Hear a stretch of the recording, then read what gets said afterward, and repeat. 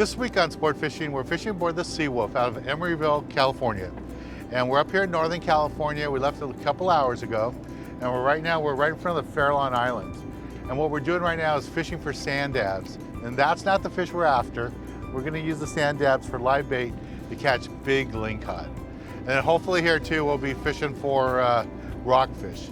So if we get really lucky, we're gonna get limits of rockfish and hopefully some really nice big lingcod too.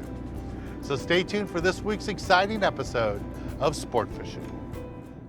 I'm Dan Hernandez and I live to fish. All right. I have been fishing along the Pacific coast my entire life. Oh! Let me bring you in the action and share with you some great fishing tips along the way.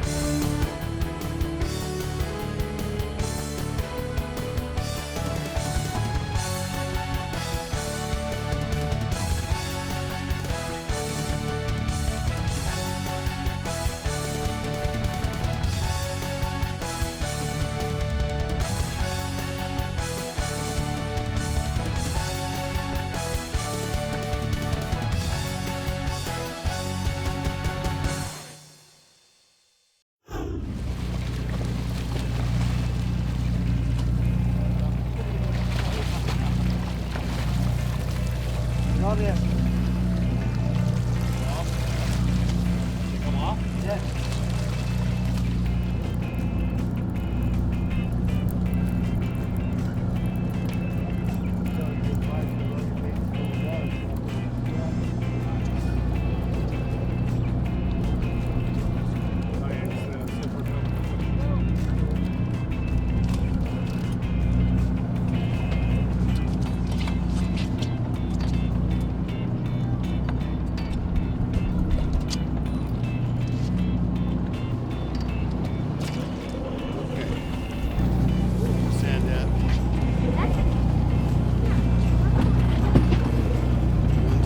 But they ate almost all my baits. So you can't leave your line down too long, just a couple minutes.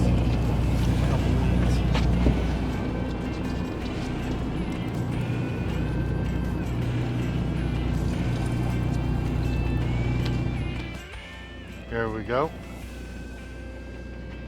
Grab the sinker. These are the sand dabs that we're going to be using for live bait. We're going to leave here in a little bit, head over closer to the Farallons, and we're going to fish for lingcod. But these sand dabs work out really good because if you use anchovies, there's so many rockfish, chances are you're just going to catch a rockfish. But you use the sand dabs, they're so wide that the rockfish can't swallow them, but the lingcods love them. It's like a little French fry, candy to them. So that's what we're going to do.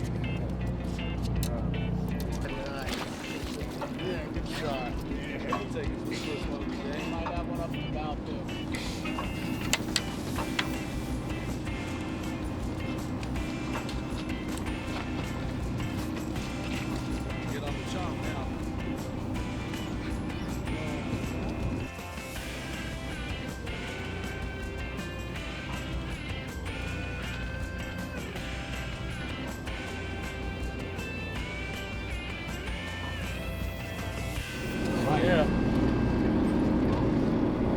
That's what we came here for. He's catching monsters. Yeah, all right, good shot. Appreciate that. On the sand. All over the camera. Good job. Islands. Lingcod. Love it.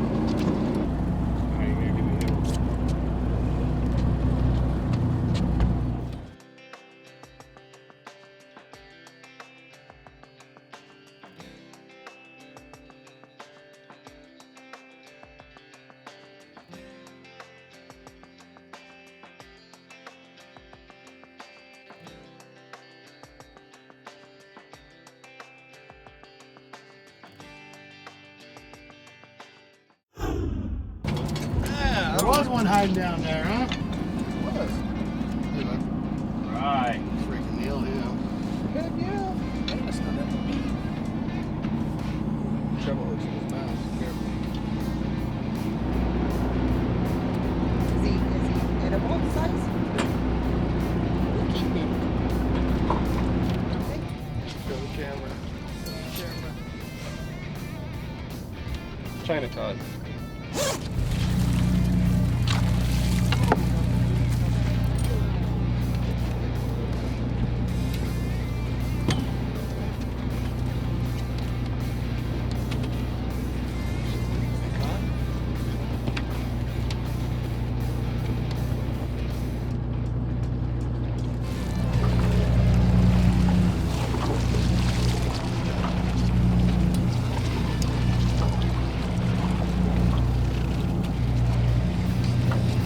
China cod. Nice one.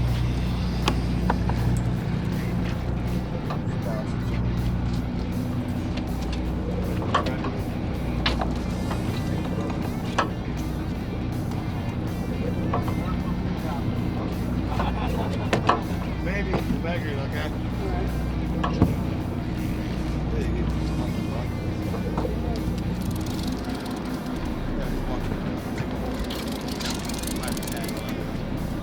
I don't know. I don't think I am.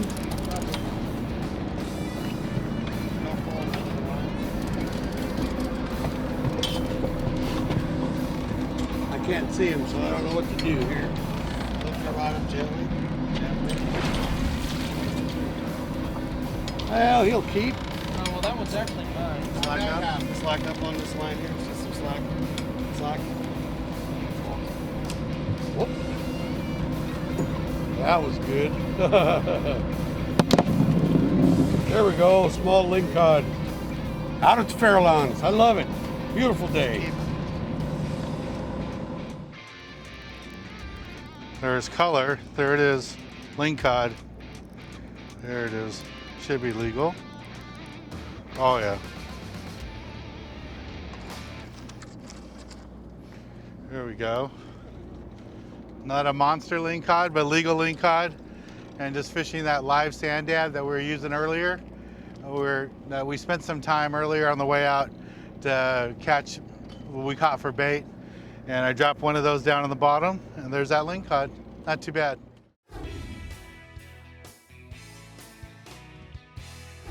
This week in the tackle box, we're fishing up north, and what we're doing is fishing for rockfish and lingcod. Now, I like to target the lingcod, and that's why I'm using this particular tackle. You're always going to catch the rockfish. That's not a problem to catch them. But you want to get those two nice big lingcod for your limit. And while you're fishing for the lingcod, you're going to catch other fish too. But for me, one of the funnest ways to catch lingcod is to use a bucktail and a swim bait. And what I like to use is single tail grubs, and I put them together. And what I'll do with that is I'll cast it out, let it hit the bottom, wind it up, and work it back to me.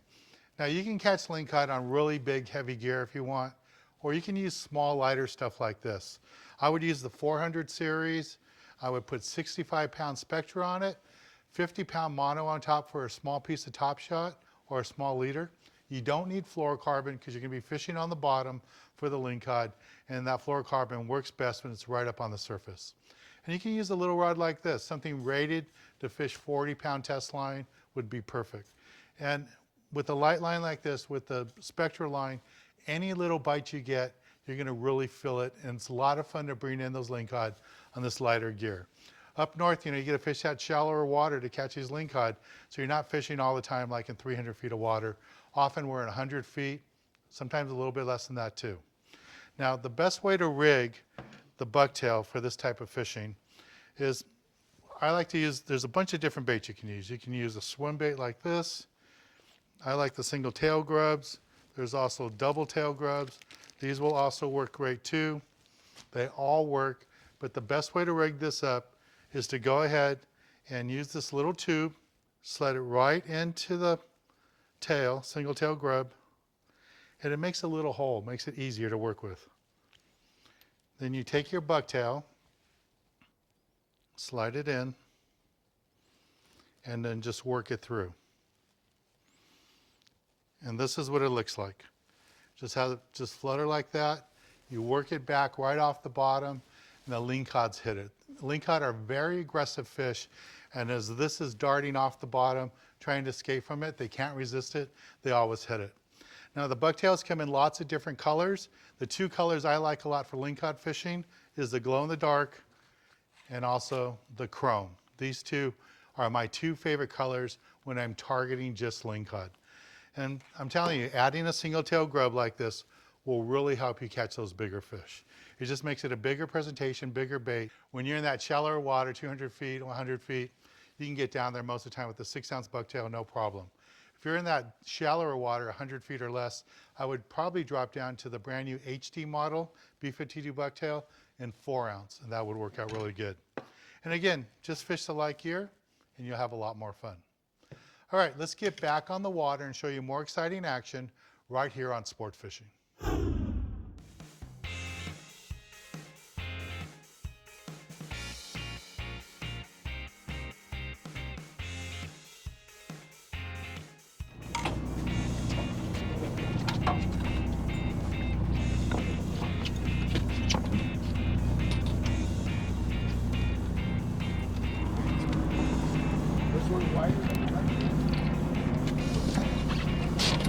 Pull back.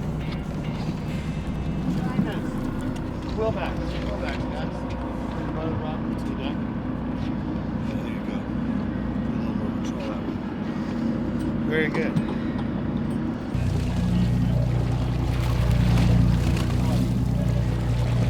Good job.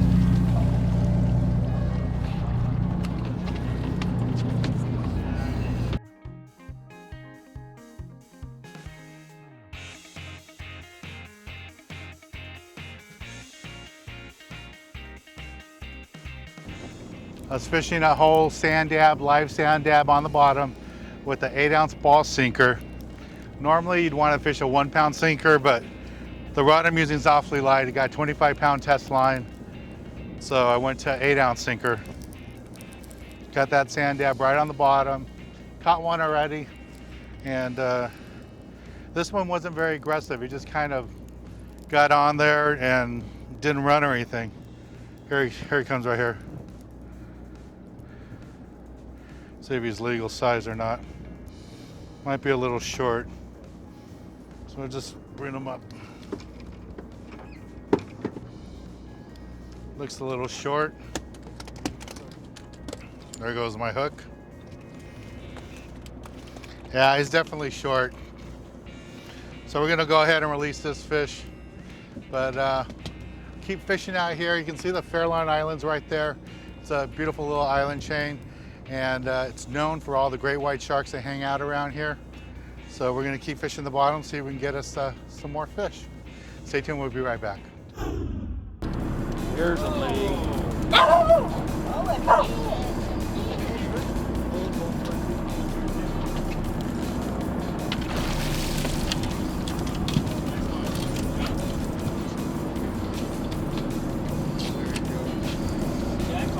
Look at there. Me and my ling. I love it.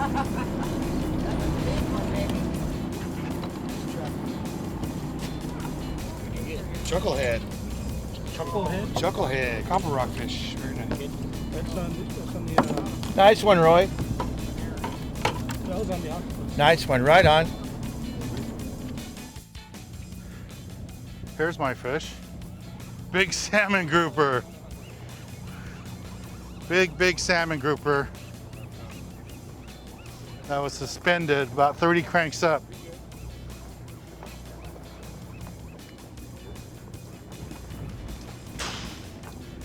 That is a big salmon grouper. I was about 30 cranks up off the bottom, and I got this fish.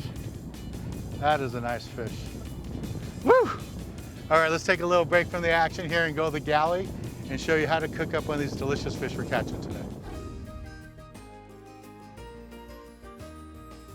This week in the galley, we're back at Gladstone's in Long Beach, California, right here in Rainbow Harbor, beautiful area. Standing next to me is Chef Pete. He's helped us out in the past. And hey, Chef, thanks for having us back. Thank you very much, Dan. And what do you have in store for us today? I'm making a rockfish ceviche for you. Oh, cool. We've got some fresh rockfish, and what we did was we filleted it out and we marinated it in lime juice. So we've got the rockfish, and what we're gonna do here is we're gonna drain this off into this bowl right here, reserving the lime juice because we're gonna put a little bit of that lime juice back into our ceviche. The rest of the ingredients are just simple, like a pico de gallo, if you will. You've got chopped tomato. We're gonna throw some of that in there. You've got some fresh onion.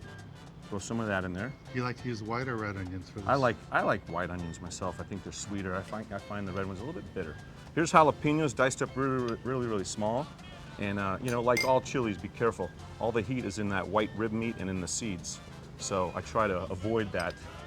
And but I do like jalapeno. And then I've got some fresh cilantro right here. And we're just gonna give this a little bit of mix. Now for me, just a touch more on my juice back, just so it has a little bit of a wetness to it, okay? We've got a nice little trick glass right here, supreme dish.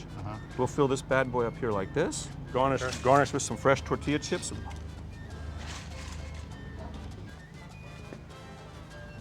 And there's a nice little garnish avocado for you. Nice. Maybe a little bit more cilantro on the top of that, just for fun. And a little bit of fresh lime.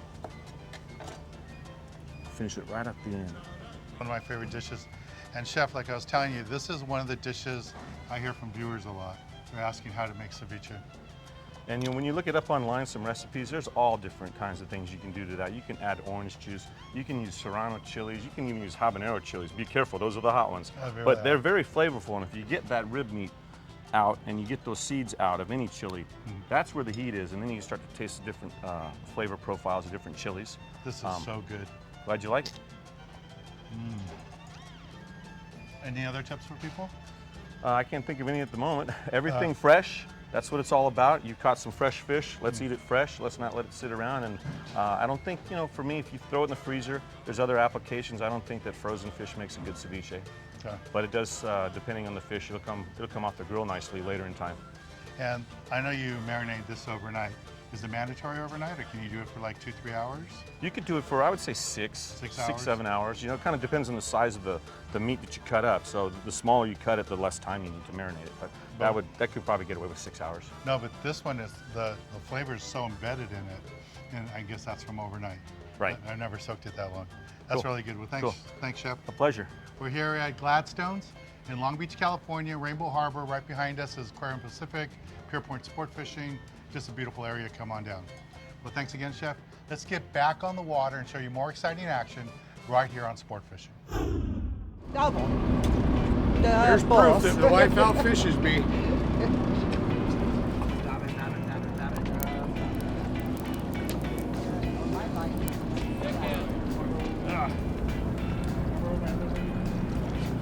What a tango!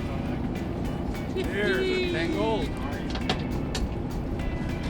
Okay. I thought it was a big one. It's just a baby. No, that's nice.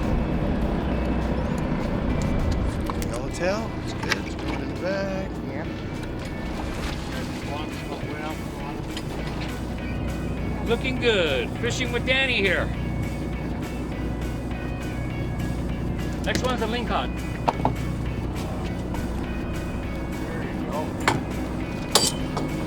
Sorry.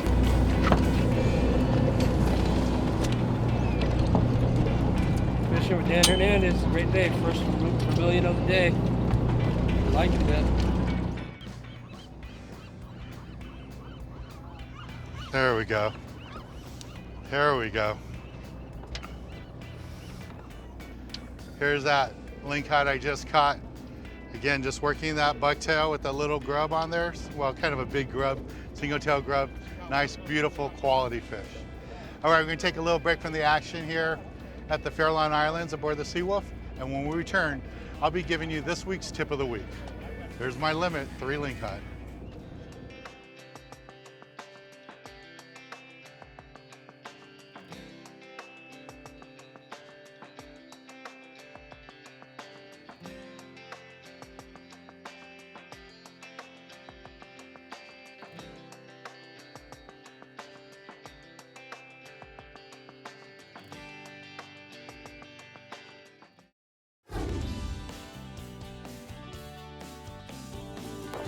For this week's tip of the week, I want to talk to you a little bit about what I did to catch all these fish today.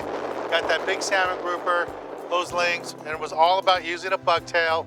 And the big tip is when you want to go after some bigger fish, don't be afraid to put on something like this, a big single tail or a swim bait, add it onto the bucktail, you're going to get those bigger fish.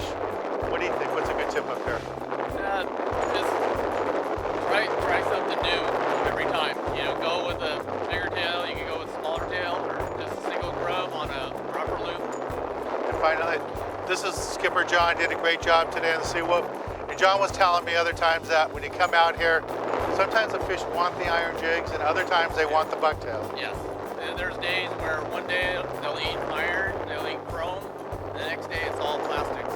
So if you know you're a bar fisherman and you can fish plastic swim baits, grubs, and they don't bite, switch to a chrome bar. If they don't bite chrome bar, switch to a color bar. It's really important that you bring all those things when you're with you. It doesn't do you any good if you leave them at home in the garage. Got to be with you on the water. I want to thank Captain John for taking us out. Had a great time fishing with them. We fished up here for a few years now with them. And that's one of the things I like to tell you. If you only fish at home, wherever you live around the country, you know, you need to try some other adventures, some other experiences. That's what fishing is all about. I've caught lingcod up and down the coast, but coming here to the Bay Area is just lots of fun. It's a totally different experience. Being here by the Golden Gate Bridge, coming underneath it, it's a really unique deal. If you haven't tried fishing for the Sea Wolf, you should try it sometime. Thanks again, man. Well, I'm Dan Hernandez, hoping you enjoyed this week's episode of Sport Fishing, and I hope you join us again next week as we go looking for more of the best in sport fishing.